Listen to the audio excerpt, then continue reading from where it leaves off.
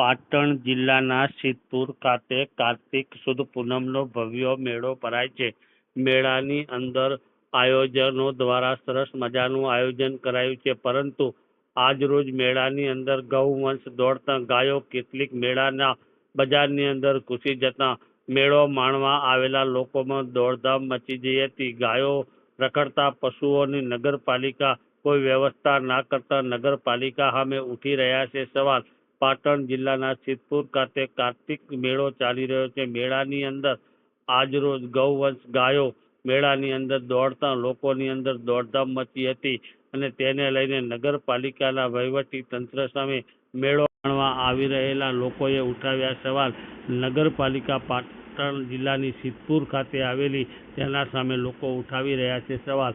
કાર્તિક સુદ પૂનમનો ભવ્ય મેળો ચાલી રહ્યો છે, તેની અંદર ગૌવંશ દોડતા ગૌવંશના કારણે મેળો માણવા આવેલા લોકોમાં ભયનો માહોલ છવાયો હતો.